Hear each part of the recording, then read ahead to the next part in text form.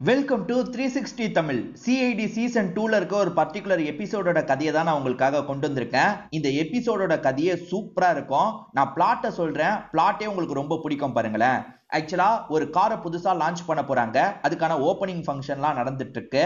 காரை ஓபன் பண்ணலாம்னு நினைச்சா உள்ள ஒரு டெட் பாடி இருக்கு. அந்த டெட் பாடிக்கு வயசு அதிகபட்சம் ஒரு 25ல இருந்து 30 தான் இருக்கும். ஆனா அந்த டெட் பாடியை பாக்குற ஒரு லேடி இருக்காங்கல்ல, அவங்க என்னோட ஹஸ்பண்ட் பாடின்ற மாதிரி சொல்றாங்க. அந்த லேடிக்கு 50 வயசு இருக்கும். என்ன 25 வயசு பாடியை பார்த்தா 50 வயசு லேடி ஹஸ்பண்ட்னு சொல்றாங்க அப்படின்ற மாதிரி எல்லாருமே ஷாக் ஆகுறாங்க. மேற்கொண்டு நிறைய விசாரணை நடக்குது. அந்த விசாரணையோட முடிவுல என்ன நடந்தது, எப்படி நடந்தது அப்படின்றதெல்லாம் சிஐடி டீம் கண்டுபிடிப்பாங்க. அதை ரொம்ப சூப்பரா பிரசன்ட் பண்ணிருப்பாங்க. கண்டிப்பா இந்த கதை உங்க எல்லாருக்குமே பிடிக்கும்னு நம்புறேன். எக்ஸ்பிளனேஷனுக்குள்ள போறதுக்கு முன்னாடி வீடியோக்கு ஒரு லைக் போடுங்க. அதே மாதிரி எக்ஸ்பிளனேஷன் பிடிச்சிருந்ததுன்னா ஐப்ன்ற ஆப்ஷனை கிளிக் பண்ணுங்க. அப்பதான் உங்களை மாதிரி பாக்குற நிறைய பேர்கிட்ட இந்த வீடியோ கொண்டு போய் காட்டும். சரி, மேற்கொண்டு பேசி டைம் வேஸ்ட் பண்ணாம நம்ம நேரடியா எக்ஸ்பிளனேஷனுக்குள்ள போயிடலாம். இந்த எபிசோடு ஸ்டார்டிங் சீனே ஒரு கார் லான்ச்சுக்கான ஈவென்ட் நடந்துட்டு இருக்கு. இந்த பிசினஸ் மேனோட பேரு அசோக் அப்படின்றது, அவரோட ஒய்ஃப் பேரு மீரா அப்படின்றது, இவங்களுக்கு பிரவீன் ஒரு பையன் இருக்கான். இவங்க 3 பேருமே இந்த இடத்துக்கு வந்திருக்காங்க. அசோக்கும் பேச ஆரம்பிக்கிறாரு. இந்த கார்ல ஏகப்பட்ட ஃபீச்சர்ஸ் இருக்கு அப்படின்ற மாதிரிலாம் சொல்லிட்டு இருக்காரு. என்னென்ன வசதி இருக்குன்றதெல்லாம் எக்ஸ்பிளைன் பண்ணிட்டு இருக்காரு. இந்த ஈவெண்ட்டை கவர் பண்றதுக்காக மீடியாவை சேர்ந்த எல்லாருமே வந்திருக்காங்க. ஈவெண்ட் எல்லாம் கவர் பண்ணிட்டு இருக்காங்க. சரி, இப்ப டைம் வேஸ்ட் பண்ணாம நீங்க காரை பாத்துருங்கன்ற மாதிரி ஒரு பட்டனை பிரஸ் பண்ணிட்டாரு. இப்ப மேல இருக்க துணி இருக்கு பாத்தீங்களா, கொஞ்சம் கொஞ்சமா ரிமூவ் ஆயிட்டு இருக்கு. அந்த காருக்குள்ள ஒரு டெட் பாடி இருக்கிறத நமக்கு காமிச்சிடுறாங்க. ஆனா அங்க இருக்கவங்க கவனிக்கல. ஏன்னா இருட்டுல சரியா உள்ள இருக்க டெட் பாடி தெரிய மாட்டேங்குது. எல்லாருமே இந்த இடத்துல ஜாலியா ஃபன்லாம் பண்ணிட்டு இருக்காங்க. அப்பதான் இந்த ஒய்ஃப் முதல்ல உள்ள இருக்க பாடியை லைட்டா கவனிக்கிறாங்க. ஒய்ஃப் பேரு மீரான்னு சொல்லியிருப்பேன். கன்ஃபார்மா பார்க்கல, உள்ள ஏதோ இருக்குன்றதை இவங்க புரிஞ்சுக்கிறாங்க. இப்ப கொஞ்சம் கொஞ்சமா காருக்கு பக்கத்துல வராங்க. சுத்திட்டு இருக்க காரை நிக்க வைக்கிறாங்க. நின்னு பார்க்கும் போதுதான் உள்ள ஒரு பாடி இருக்கிறது தெரியுது. இதெல்லாம் லாங்ல இருந்து வேற ஒரு லேடியும் கவனிக்கிறாங்க. அவங்க யாருன்னு தெரியல. இத பார்த்துட்டு இருக்க மீரா இருக்காங்கல்ல, பாடியை நல்லா பார்த்ததுக்கு அப்புறம் செம்மையா மிரண்டு போயிடுறாங்க. லைட்டா இவங்களுக்கு மயக்கம் வர மாதிரிலாம் இருக்கு. மயக்கம் எல்லாம் போட்டு விழ ஆரம்பிக்கிறாங்க. இந்த விஷயத்த ஹஸ்பண்ட் கவனிக்கிறாரு. சுத்தி இருக்க ஆளுங்க கவனிக்கிறாங்க. என்னாச்சு ஏதாச்சுன்னு பக்கத்துல வந்து பாக்குறாங்க. இப்ப ஹஸ்பண்ட் பையன் சேர்ந்த மாதிரி வந்தாங்கல்ல, அவங்களுமே உள்ள இருக்க பாடியை பார்த்துடுறாங்க. என்ன இது பாடி இருக்கு அப்படின்ற மாதிரிலாம் இந்த இடத்துல பயங்கரமா ஷாக் ஆயிட்டு இருக்காங்க. அதே சமயம் மீடியாட்களும் இருக்காங்கல்ல, அவங்க இந்த விஷயத்தெல்லாம் கேப்சர் பண்ணிட்டு இருக்காங்க. என்ன காருக்குள்ள பாடி இருக்குன்ற மாதிரி யோசிச்சுட்டு இருக்காங்க. இப்ப மீடியாட்கள் இங்க வச்சே நியூஸ் எல்லாம் கவர் பண்றாங்க. அதாவது இந்த காரு நல்லா பப்ளிசிட்டி அடையணும்ன்றதுக்காக இவங்களே திட்டமிட்டு கூட வச்சிருக்க வாய்ப்பு இருக்குன்ற மாதிரிலாம் பேசிட்டு இருக்காங்க. இங்க வந்து கெஸ்ட் யாரும் போக கூடாதுன்ற மாதிரி வாசல்லயே நிறுத்தி வச்சிருக்காங்க. சிஐடிக்கு தகவலை கொடுத்திருப்பாங்க. இப்ப ஏசிபி ஆயுஷ்மான் தான் இருக்காரு போல. அவர் இந்த இடத்துக்கு வராரு. ஒரு லேடி கொஞ்சம் பதட்டமா நின்னுட்டு இருக்காங்க. இந்த லேடி என்ன இவ்வளவு பதட்டமா நின்னுட்டு இருக்காங்கன்ற மாதிரி ஒரு பார்வை பாக்குறாரு. இவருக்கு முன்னாடியே டீம்லாம் வந்திருப்பாங்க. இவர் லேட்டா தான் வந்து ஜாயின் பண்ணிக்கிறாரு போல. இப்ப டீமை சேர்ந்தவங்க பிரோஜனமா ஏதாவது கிடைக்குமா அப்படின்ற மாதிரி தேடி பாக்குறாங்க. அதாவது பாடி இருந்தது பாத்தீங்களா, அந்த இடத்துல வேற ஏதாவது கிடைக்குமான்ற மாதிரி தேடி பாக்குறாங்க. பெருசா எதுவுமே இவங்களுக்கு கிடைக்க மாட்டேங்குது. அந்த பாடியோட மூக்குல இருந்து ரத்தம்லாம் வந்திருக்கு. இவங்களுமே பாடியை கொண்டு போலாம் அப்படின்ற மாதிரி முடிவு எடுத்துறாங்க. இப்ப மீரா கிட்ட பேசுறாங்க. பேசும்போது மீரா ஒரு ஷாக்கிங்கான விஷயத்த சொல்றாங்க. அது என் ஹஸ்பண்டோட பாடின்னு சொல்றாங்க. எது ஹஸ்பண்ட் பாடியா? அந்த பாடிக்கு 25 வயசு தான் இருக்கும் போல. உங்களோட ஹஸ்பண்ட்னு எப்படி சொல்றீங்க அப்படின்ற மாதிரிலாம் இந்த ஆபீசர் கேட்கறாரு. இவங்களுமே சில விஷயங்களை சொல்ல ஆரம்பிக்கிறாங்க. இவங்க ஃபர்ஸ்ட் ஹஸ்பண்டோட பேரு வேத் அப்படின்றது. அவரை பொறுத்த வரைக்கும் 20 வருஷத்துக்கு முன்னாடி காணாம போயிருப்பாரு. என்னாச்சு ஏதாச்சுன்ற எந்த ஒரு தகவலும் கிடைக்காம இருந்திருக்கும். இது அவரோட பாடி தான் அப்படின்ற மாதிரி சொல்றாங்க. சோ 20 வருஷத்துக்கு முன்னாடியே அவர் இறந்து போயிருக்காரு போல. அதனால தான் அதே வயசுல இருக்காரு அப்படின்றத இவங்களுமே புரிஞ்சுக்கிறாங்க. 20 வருஷத்துக்கு முன்னாடி எங்க போனாரு, எப்படி அவர் இறந்து போனாருன்ற மாதிரிலாம் இவங்க விசாரணை பண்ணிட்டு இருக்காங்க. இதை தாண்டி சிஐடி டீமுக்கு புரியாத நிறைய விஷயங்கள் இருக்கு. அதாவது 20 வருஷத்துக்கு முன்னாடி அவர் இறந்திருக்காரு. ஆனா 20 வருஷம் பதப்படுத்தி வச்சிருக்காங்கல்ல, அதை எதனால பதப்படுத்தி வச்சிருந்தாங்க? ஒருவேளை அவர் மாதிரியே இருக்க வேற யாரையாவது சாவடிச்சு வச்சிருக்காங்களா அப்படின்ற மாதிரிலாம் யோசிக்கிறாங்க. ஒண்ணு அவரை பதப்படுத்தி வச்சிருக்கணும், அப்படி இல்லைன்னா புதுசா வேற ஒருத்தனை சாவடிச்சிருக்கணும் அப்படின்ற மாதிரிலாம் இவங்க யோசிச்சுட்டு இருக்காங்க. இப்ப டாக்டர் கிட்ட பாடியை கொண்டு வந்துடுறாங்க. டாக்டரும் செக் பண்ணி பாக்குறாரு. செக் பண்ண டாக்டர் இருக்காருல்ல, 7 மணி நேரத்துக்கு முன்னாடி தான் இந்த கொலை நடந்திருக்குன்னு சொல்லிட்டாரு. அப்ப வேற யாரோ தான் இது அப்படின்ற மாதிரி இவங்க யோசிக்கிறாங்க. அப்படி சொன்ன டாக்டர் இருக்கார்ல, இவன் 20 வருஷத்துக்கு முன்னாடியே செத்து போயிட்டான், ஆனா பதப்படுத்தி வச்சிருக்காங்க. இப்ப 7 மணி நேரத்துக்கு முன்னாடி திரும்ப இறந்து போயிருக்கான்னு சொல்லிட்டாரு. என்ன குழப்பறீங்க அப்படின்ற மாதிரி டீமை சேர்ந்தவங்க கேக்குறாங்க. இவரை எக்ஸ்பிளைன் பண்றாரு. 20 வருஷத்துக்கு முன்னாடி அவன் இறந்து போனது உண்மைதான். ஆனா அப்பத்துல இருந்து ஃப்ரீசர்லயே பத்திரமா வச்சிருக்காங்க. ஃப்ரீசரை விட்டு எடுத்து 7 மணி நேரம் ஆகுதுன்னு சொல்றேன்ற மாதிரி சொல்லிட்டாரு. ஆக மொத்தத்துல ஹஸ்பண்ட் 20 வருஷத்துக்கு முன்னாடி இறந்திருக்காரு. அவரோட பாடியை யாரோ அந்த கார்க்குள்ள வச்சிருக்காங்க அப்படின்றது இவங்களுக்கு கன்ஃபார்ம் ஆயிருது. எதுக்காக இத்தனை வருஷம் பண்ணாததை இப்ப பண்ணிருக்காங்க அப்படின்ற மாதிரிலாம் யோசிக்கிறாங்க. ஒருவேளை மீடியா ஆட்கள் வரது தெரிஞ்சு யாரோ வேணும்ட்டே வச்சிருக்காங்க போல, இவங்களுக்கு பிடிக்காதவங்க தான் வேணும்ட்டே வச்சிருக்காங்க போல, அப்படி பிடிக்காதவங்க தான் இந்த கொலையை பண்ணிருப்பாங்களா அப்படின்ற மாதிரிலாம் யோசிக்கிறாங்க. இவங்க ஹஸ்பண்ட் வேதா இல்ல வேது மாதிரி இருக்க வேற ஒரு பையனான்ற மாதிரி யோசிச்சாங்கல்ல, இப்ப வேதுன்றது தெரிஞ்சிருது. இத பத்தி ஒய்ஃப் மீரா கிட்ட சொல்லிட்டு இருக்காங்க. ஹஸ்பண்ட் கடைசியா எங்க போனாரு, எப்பத்துல இருந்து மிஸ் ஆனாரு அப்படின்ற மாதிரிலாம் இவங்க விசாரிக்கிறாங்க. ஹஸ்பண்ட பொறுத்த வரைக்கும் பேராகிளைடிங்லாம் அடிக்கடி பண்ணுவாரு போல. பனி பிரதேசம் இருக்கு பாத்தீங்களா, அந்த மாதிரி ஒரு இடத்துக்கு தான் பேராகிளைடிங்காக போயிருப்பாரு. அப்படி போனவர் திரும்பியே வந்திருக்க மாட்டாரு. என்னாச்சு ஏதாச்சுன்றது எங்களுக்கு தெரியல அப்படின்ற மாதிரிலாம் இவங்க சொல்லிட்டு இருக்காங்க. ஆக்சுவலா இப்ப கல்யாணம் பண்ணிருக்க அசோக் இருக்காருல்ல, அந்த இறந்து போன வேதோட கசினா தான் இருப்பாரு. இவங்க ரெண்டு பேருமே அதுக்கப்புறம் கல்யாணம் பண்ணிக்கலாம் அப்படின்ற மாதிரி கல்யாணம் பண்ணிருப்பாங்க. சரி, அவர் பேராகிளைடிங்க்கு ஒரு இடத்துக்கு போனார்ல, அங்க கால் பண்ணி விசாரிக்கலாம்னு யோசிக்கிறாங்க. 20 வருஷத்துக்கு முன்னாடி அங்க ஒரு மிஸ்ஸிங் கேஸ் நடந்திருக்கு, அதை பத்தி கொஞ்சம் பார்த்து சொல்ல முடியுமா அப்படின்ற மாதிரி டீமை சேர்ந்தவங்க கேக்குறாங்க. 20 வருஷத்துக்கு முன்னாடியா, ரெக்கார்ட்லாம் மெயின்டைன் பண்ணி இருக்கிறது கஷ்டம், நான் செக் பண்ணி சொல்றேன்னு சொல்றாரு. கொஞ்சம் சீக்கிரமா செக் பண்ணி சொல்லுங்கன்ற மாதிரி அசிஸ்டன்ட் சொல்றாங்க. இந்த கார் இருக்கு பாத்தீங்களா, சிசிடிவில கவர் ஆயிருக்கும், அந்த ஃபுட்டேஜை பார்க்கலான்ற மாதிரி இவங்க எல்லாருமே சேர்ந்த மாதிரி அந்த ஃபுட்டேஜை பாக்குறாங்க. ஆக்சுவலா அந்த காருக்கான வேலை எல்லாத்தையும் முன்னாடி நாள் ஈவினிங் தான் பண்ணிருப்பாங்க.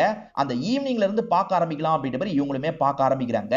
ஆக்சுவலா காரை ரெடி பண்றாங்க. அப்பெல்லாம் காருக்கு முன்னாடி பாடி இல்ல, அதுக்கப்புறம் தான் துணியை போட்டு மூடி இருக்காங்க. அதுக்கப்புறம் ஏதாவது கார்ல நடந்திருக்கான்னு பார்த்தா எதுவுமே நடக்கல.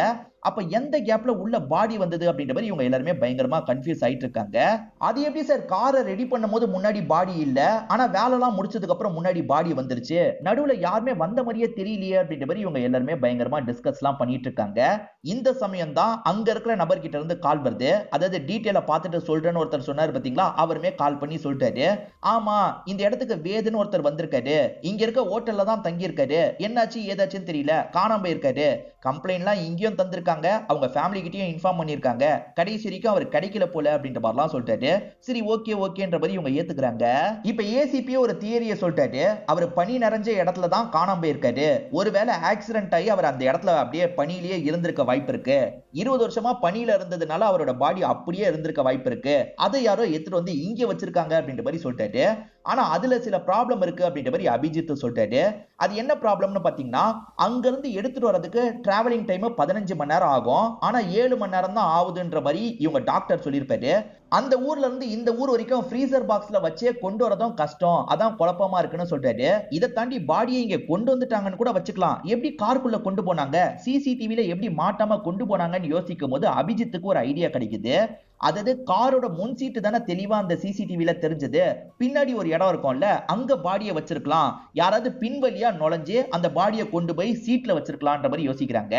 அதாவது கேமரால பின் இடம் கவர் ஆகாது, அந்த வழியா யாரோ இதை பண்ணிருக்காங்கன்ற மாதிரி யோசிக்கிறாங்க. சோ அவ்வளவு பெரிய வெயிட்டை இழுத்துட்டு போக முடியுமான்ற மாதிரி இவங்களுக்கு டவுட் வருது.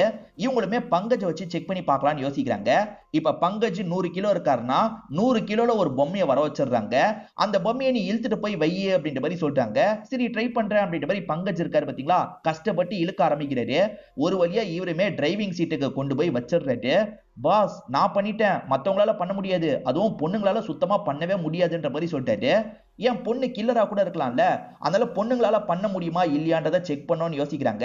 நீ பண்ணு அப்படின்ற மாதிரி ஏசிபி ஒரு அசிஸ்டன்ட் பொண்ணை போக சொல்லிட்டாரு. அந்த பொண்ணு இழுக்கிறதுக்கு செம்மையா கஷ்டப்படுறாங்க. வேதோட வெயிட்ல தான் அந்த பொம்மை இருக்கு போல, இழுக்கிறதுக்கு பயங்கரமா கஷ்டப்படுறாங்க. பாத்தீங்கல்ல, நான் சொன்னது உண்மைதானே அப்படின்ற மாதிரி பங்கஜ் தெனாவட்டா சிரிச்சிட்டு இருக்காரு.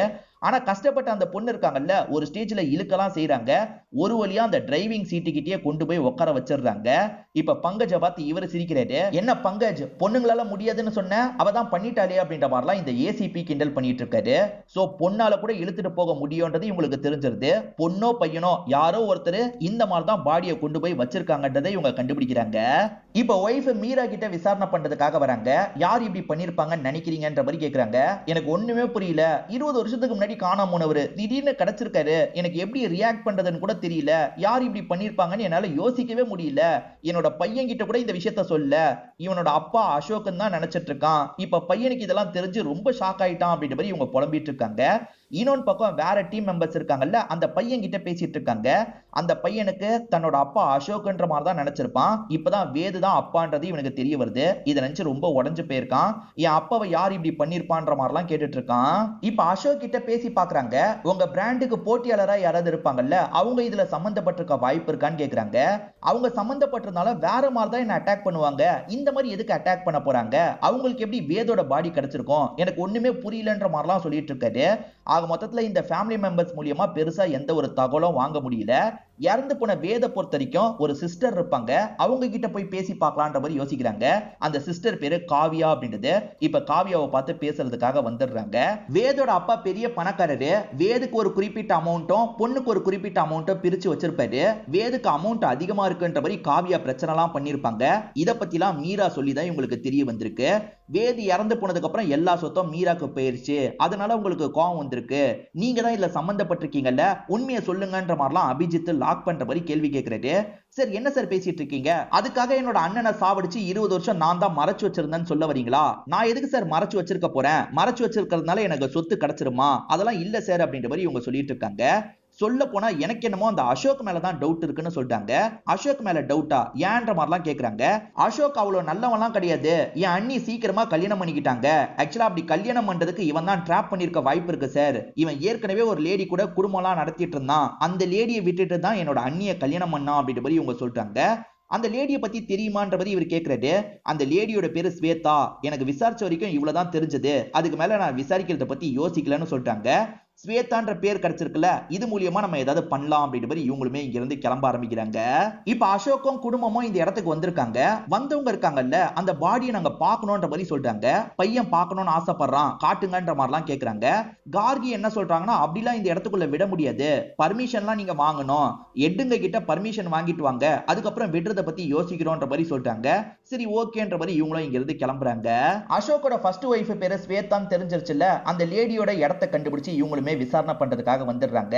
அந்த லேடியை காட்டும் போது ஆடியன்ஸ்க்கு ஏற்கனவே உங்களுக்கு தெரிஞ்சிருக்கும்.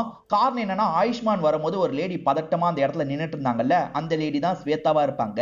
நீங்களும் அந்த ஈவென்ட்டுக்கு வந்தீங்கன்ற மாதிரி சிஐடி டீமை சேர்ந்தவங்க கேக்குறாங்க. இந்த லேடியும் ஆமான்ற மாதிரி சொல்லிட்டாங்க. எதுக்கு வந்தீங்கன்ற மாதிரிலாம் நோண்ட ஆரம்பிக்கிறாங்க. என் பையன் அந்த கார் ஷோரூம்ல தான் வேலை பார்க்கறான், அதனால தான் வந்தேன்னு சொல்லிட்டாங்க. அசோக்கோட பையன் தானேன்னு கேக்குறாங்க. இந்த லேடியும் ஆமான்ற மாதிரி ஏத்துக்கிறாங்க. ஆக்சுவலா அசோக் ஸ்வேதா கல்யாணம் பண்ணிருப்பாங்க. ஒரு குழந்தை பிறந்திருக்கும். அதுக்கப்புறம் இவங்களுக்குள்ள சண்டை வந்துகிட்டே இருக்கும். அவர் பிரிஞ்சிடலான்னு முடிவு எடுத்திருப்பாரு. அதுக்கப்புறம் தான் மீரா கூட ஒரு வாழ்க்கையை வாழ்ந்துட்டு இருக்காரு. அவரோட ஃபர்ஸ்ட் ஒய்ஃபை பத்தி வெளியே தெரியக்கூடாதுன்னு நினைச்சிருப்பாரு. அப்பப்ப இவங்களுக்கு காசு மட்டும் தருவாரு போல. அதே மாதிரி பையனுக்கு அவரோட இடத்துலயே வேலை எல்லாம் போட்டு தந்திருக்காரு. இவங்களோட முன்னாள் ஹஸ்பண்ட் அசோக் ஒரு பெரிய பணக்கார வாழ்க்கை வாழ்ந்துட்டு இருக்காரு. ஆனா இவங்க சாதாரண வாழ்க்கை வாழ்ந்துட்டு இருக்காங்கல்ல, அந்த கோவத்தை மனசுல வச்சு இவங்க ஏதாவது பண்ணிருக்க வாய்ப்பு இருக்கு. இவங்க வேதோட பாடி அங்க வச்சிருக்க வாய்ப்பு இருக்குன்ற மாதிரிலாம் சிஐடி டீமை சேர்ந்தவங்க விசாரணை பண்ணிட்டு இருக்காங்க. எனக்கும் இதுக்கும் சம்பந்தமே கிடையாது, நீங்க தேவையில்லாம யோசிக்கிறீங்க அப்படின்ற மாதிரிலாம் சொல்லிட்டாங்க. சரி கிளம்பலாம் அப்படின்ற மாதிரி இவங்க ரெண்டு பேருமே இங்க இருந்து கிளம்புறாங்க. பர்மிஷன் வேணும்ன்ற மாதிரி கேட்டாங்கல்ல, இவங்க பர்மிஷன் லெட்டர்லாம் வாங்கிட்டு வந்துடுறாங்க. இந்த பையனோட பேரு பிரவீன்னு சொல்லியிருப்பேன். இப்ப பிரவீனும் அப்பாவோட பாடியை பார்க்கலான்ற மாதிரி ஓபன் பண்ணி பாக்குறான். அப்படி பார்த்தவன் ஷாக் ஆயிடுறான். ஏன்னா அப்பாவோட கை வெட்டப்பட்டிருக்கு. என்ன கை வெட்டப்பட்டிருக்கு அப்படின்ற மாதிரிலாம் கத்திட்டு இருக்கான். இப்ப அவங்களுமே வந்து பாக்குறாங்க. என்ன கை வெட்டப்பட்டிருக்குன்ற மாதிரி ஷாக் ஆகுறாங்க. எப்படி இது நடந்தது அப்படின்றது இவங்களுக்கு தெரியல. இப்ப அந்த ஃபேமிலியை சேர்ந்தவங்க எல்லாம் பயங்கரமா இவங்க மேல கோவப்பட்டு இருக்காங்க. இப்ப கொஞ்ச நேரத்துல ஆயுஷ்மானும் இந்த இடத்துக்கு வந்துடுறாரு. உங்க பொறுப்புல தானே இந்த இடம் இருக்கு, இந்த இடத்துல இருந்து எப்படி கை காணாம போச்சு அப்படின்ற மாதிரிலாம் பயங்கரமா கோவப்பட்டு இருக்காரு. எப்படி இது நடந்ததுன்னே தெரியலன்ற மாதிரி டாக்டர் சொல்லிட்டாரு. யாரெல்லாம் இந்த இடத்துக்கு வந்தாங்க அதை பத்தி எல்லாம் நம்ம விசாரிக்கணும் அப்படின்ற மாதிரி அபிஜித் சொல்லிட்டாரு. ஆக்சுவலா இந்த இடத்த வந்து ஸ்ப்ரே பண்றதுக்காக ஆளுங்கெல்லாம் வருவாங்க. அந்த மாதிரி ஆளுங்க வந்தாங்க. ஒருவேளை அவங்க இதை பண்ணிருப்பாங்களா அப்படின்ற மாதிரிலாம் யோசிக்க ஆரம்பிக்கிறாங்க. எப்பவுமே இவங்க ஒருத்தவங்க கூட கான்ட்ராக்ட் போட்டிருப்பாங்கல்ல, அவங்க இடத்துல போய் விசாரிக்கலான்ற மாதிரிலாம் யோசிக்கிறாங்க. இப்ப நேரடியா அந்த ஏஜென்சி இருக்கிற இடத்துக்கே வந்துடுறாங்க. உங்க சைட்ல இருந்து யாரெல்லாம் ஸ்ப்ரே பண்றதுக்கு வந்தாங்கன்ற மாதிரி கேக்குறாங்க. ஸ்ப்ரே பண்ற மாதிரி பிளான் இருந்தது, ஆனா ஒரு நாள் தள்ளி வச்சுக்கலான்றதுக்காக நேத்து யாரையும் அனுப்பலன்ற மாதிரி சொல்றாங்க. அப்ப அவங்களோட பேரை யூஸ் பண்ணி வேற யாரோ வந்திருக்காங்கன்றது இவங்களுக்கு தெரிஞ்சிருது.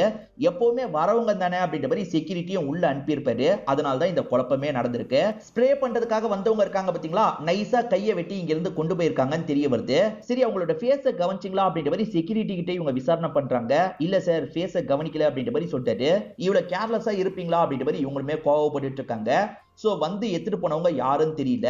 எடுத்துட்டு போனவங்க அவங்களுக்காக எடுத்துட்டு போக வாய்ப்பு இல்ல, அவங்க வேலை பார்த்தவங்களுக்காக எடுத்துட்டு போக தான் வாய்ப்பு இருக்கு. அது யாருன்றதை கண்டுபிடிக்கணும் அப்படின்ற மாதிரிலாம் இவங்க யோசிக்க ஆரம்பிக்கிறாங்க.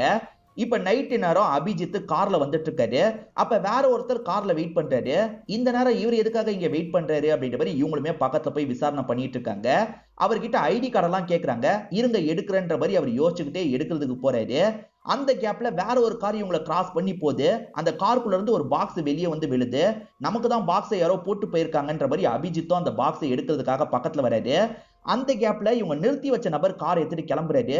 இவன் என்ன கார் எடுத்துட்டு கிளம்புறான்ற மாதிரி இவங்க ஷூட் பண்ணலாம் ட்ரை பண்றாங்க. ஆனா அவர் கிளம்பிடுறாரு. இப்ப பின்னாடி ஒரு கார் வருது.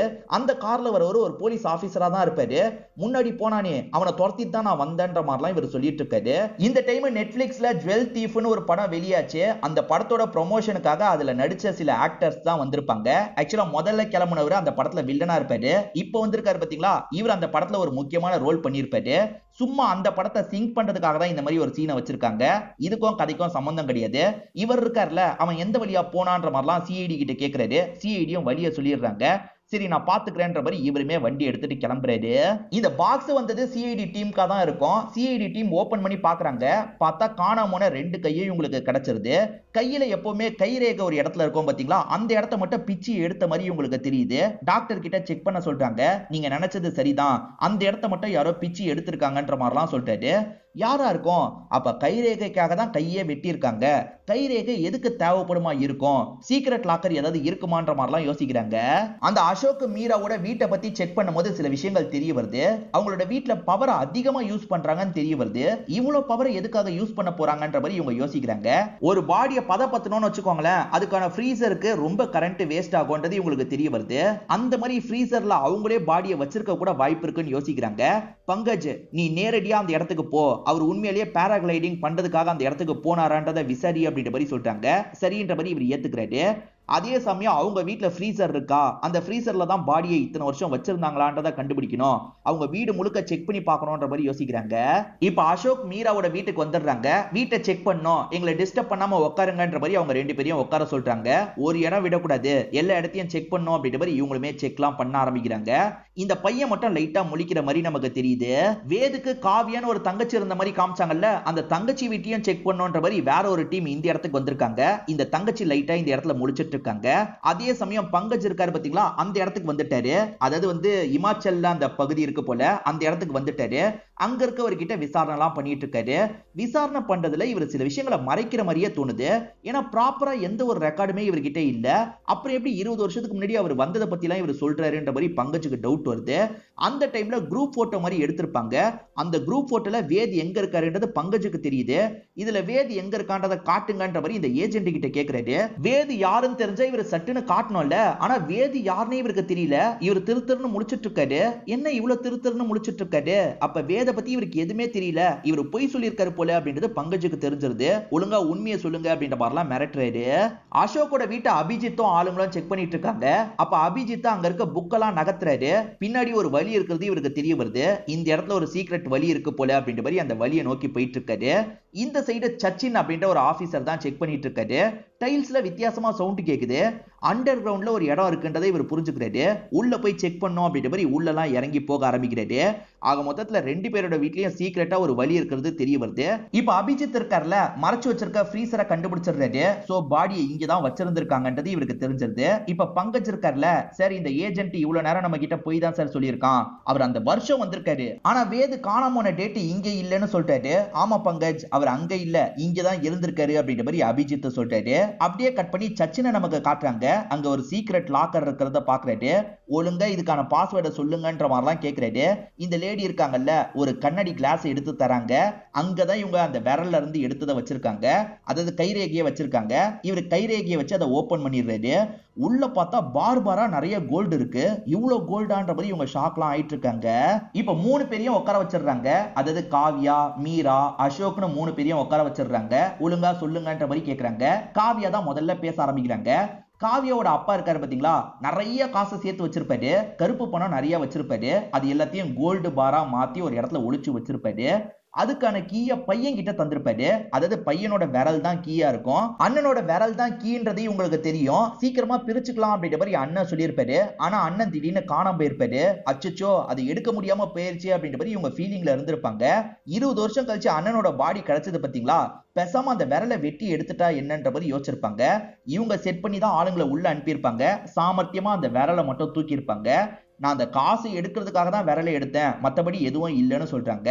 இப்ப சிஐடி டீம் இருக்காங்கல்ல, மீராவை பார்த்து கேக்குறாங்க, எதுக்காக ஃப்ரீசர் பாக்ஸ் இருந்தது, இவ்வளவு நாள் நீங்க தான் வச்சிருக்கீங்க, உண்மையை சொல்லுங்க அப்படின்ற மாதிரிலாம் கேட்க ஆரம்பிக்கிறாங்க.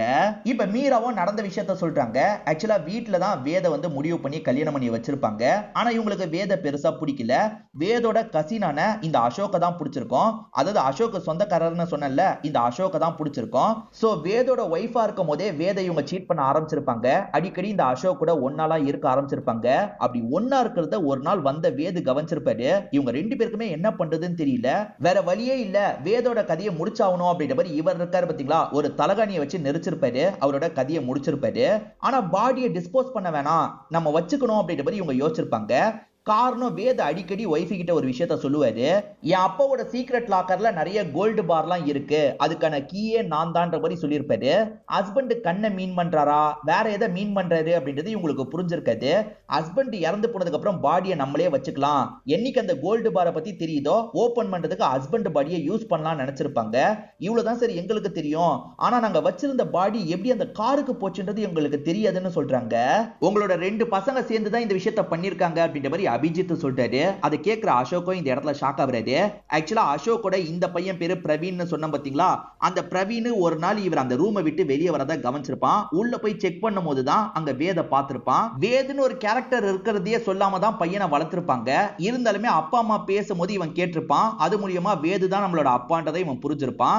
இதை தாண்டி அசோக்கோட உண்மையான பையன், அதாவது ஸ்வேதா மூலியமா பிறந்த பையன் அந்த கார் ஷோரூம்ல வேலை பார்க்கறான் பாத்தீங்களா, அவனை பொறுத்த வரைக்கும் நம்மளோட அப்பா வெளி உலகத்துக்கு நம்ம தான் பையன்றதை சொல்லணும் அப்படின்ற மாதிரிலாம் யோசிக்கிறவனா இருப்பான். இவங்க 2 பேருமே ஒரு புள்ளியில சேர்ந்து இருப்பாங்க. இவங்களை எக்ஸ்போஸ் பண்றதுக்கு பாடி அந்த காருக்குள்ள வைக்கணும்னு யோசிச்சிருப்பாங்க. இவங்க 2 பேர் தான் பின் வழியா உள்ள வந்திருப்பாங்க. கார் கிட்ட அந்த பாடியை வச்சிருப்பாங்க. சோ மீடியா முன்னாடி இந்த விஷயம் வந்துச்சுன்னா இவங்க 2 பேருமே மாட்டிப்பாங்க, எல்லாமே வெளியே வரோன்றதுக்காக தான் இப்படி பண்ணிருப்பாங்க. இதுதான் நடந்தது அப்படின்றது இப்ப பேரண்ட்ஸ்க்கும் புரிய ஆரம்பிக்குது. சோ இவங்க எல்லாருமே மாட்டிக்கிட்டாங்க, கேஸ் முடிஞ்சிருச்சு அப்படின்ற மாதிரி காமிச்சு நமக்கு கதையை கம்ப்ளீட் பண்ணிடுறாங்க. கண்டிப்பா இந்த வீடியோ உங்க எல்லாருக்குமே பிடிச்சிருக்கும் நம்புறேன். இந்த வீடியோ உங்களுக்கு பிடிச்சிருந்ததுன்னா லைக் பண்ணுங்க, கமெண்ட் பண்ணுங்க, மறக்காம 360 தமிழ் சேனலை சப்ஸ்கிரைப் பண்ணுங்க. தொடர்ச்சியா இந்த மாதிரி வீடியோக்கள் வந்துகிட்டே தான் இருக்கும்.